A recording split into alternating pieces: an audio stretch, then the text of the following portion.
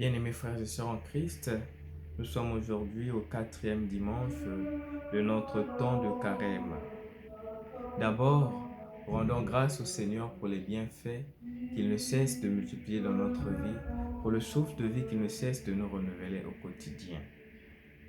Si nous disons qu'il n'a rien fait pour nous, nous aurons la réponse aujourd'hui dans le psalmiste qui dit que ma langue s'attache à mon palais si je perds ton souvenir. Personne de nous n'osera dire que le Seigneur ne fait rien dans sa vie. Personne n'osera dire que le Seigneur n'est pas présent dans sa vie.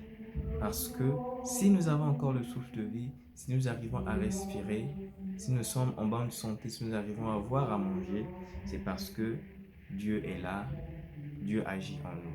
Alors arrêtons de dire que Dieu n'est pas là dans notre vie, qu'il nous a délaissés. Sinon, notre langue va s'attacher à notre palais si nous perdons ce souvenir. Nous voyons aujourd'hui avec 2 Chroniques chapitre 36 comment le peuple multiplie les infidélités à l'égard de son Dieu. Dieu qui nous a créés, Dieu qui nous donne le souffle de vie, Dieu qui nous nourrit, Dieu qui nous donne le soleil, Dieu qui fait tomber la pluie pour nous.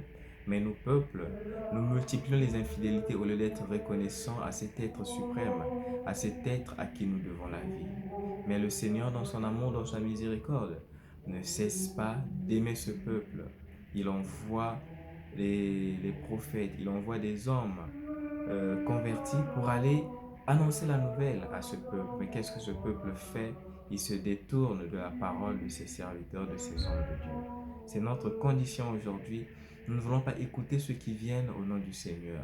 Mais le Seigneur ne se lasse pas parce que son objectif, c'est de sauver le genre humain.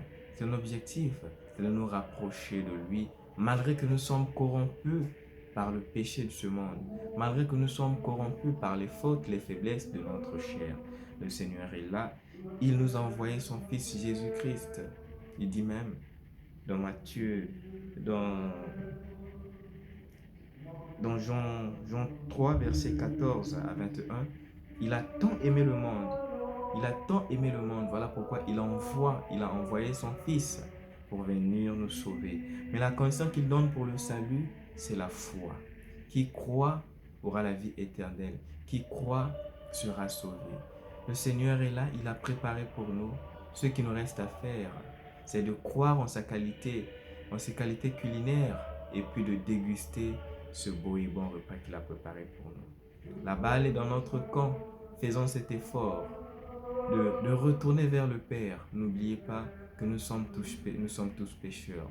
Mais Dieu aujourd'hui bande ses yeux, il ferme ses yeux. Il veut que nous soyons sauvés.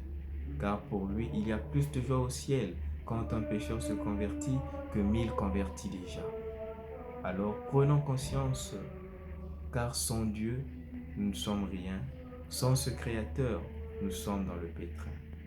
Que le Seigneur nous donne la force de le reconnaître en nous. Qu'il nous donne la force de reconnaître les stratégies et les efforts qu'il met à notre disposition pour accéder au salut. Et qu'il nous donne aussi ce courage de prendre la main qu'il est en train de nous tendre au quotidien. Bon dimanche à tous et à chacun.